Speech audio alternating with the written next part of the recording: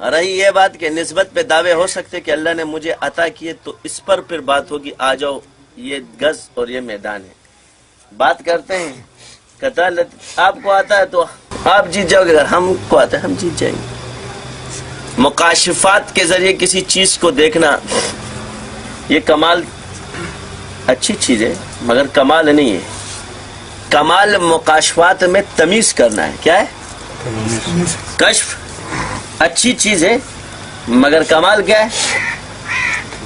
علم ہے۔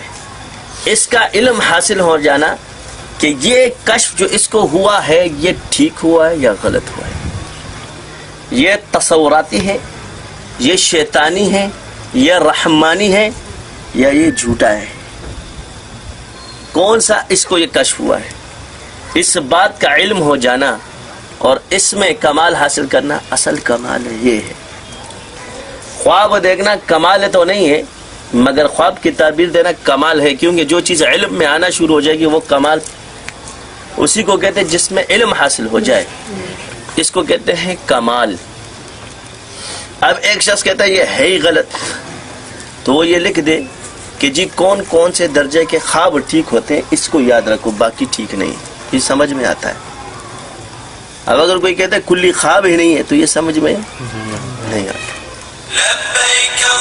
اب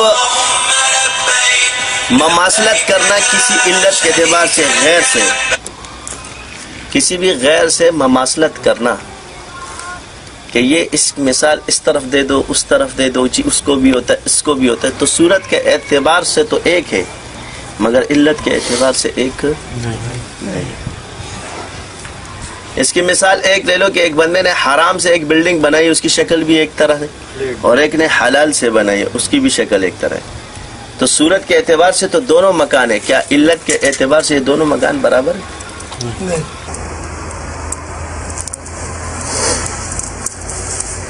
فلانے بزرگ نے نہیں کیا، نہیں کیا، ان سے جا کے پوچھو، قبر موجود ہے، اگر آپ کی زیادہ رسائی ہے تو ان سے جا کے پوچھ لو۔ ایک بزرگ نفل نہیں پڑھتا تو میں تو اس کا ذمہ دار نہیں ہوں، اس سے نفل تو باطل نہیں ہو جائیں گی۔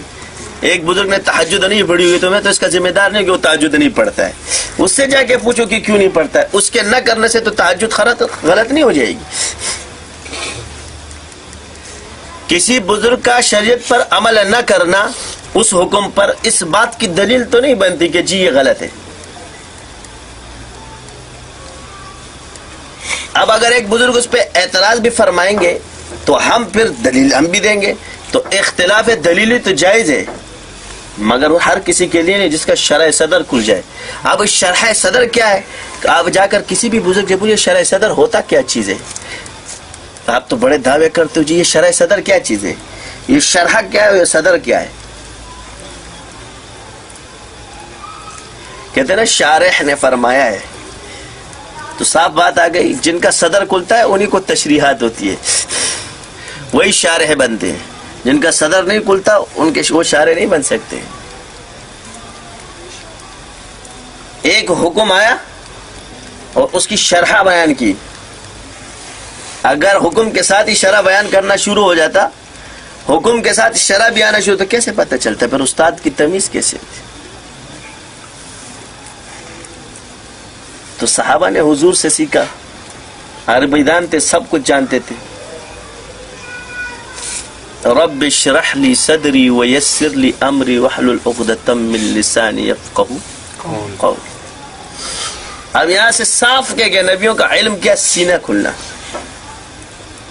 صاف بات ہے جب انسان کی شرح کھلتی ہے تو اس کے اقوال اور اس کی دلیلیں اس موافق ہو جاتی ہے کہ وہ اس نبی کی بات کو سمجھنا شروع کر دیتا ہے کہ یہ جو اس نے فرمایا اس کا یہ مطلب نکلتا ہے،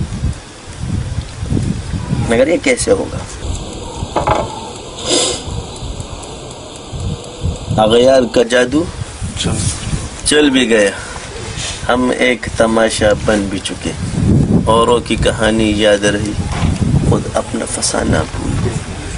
تکبیر تو اب بھی ہوتی ہے مسجد کے میناروں میں انور، جس ضرب سے دل ہل جاتے تھے وہ ضرب لگانا۔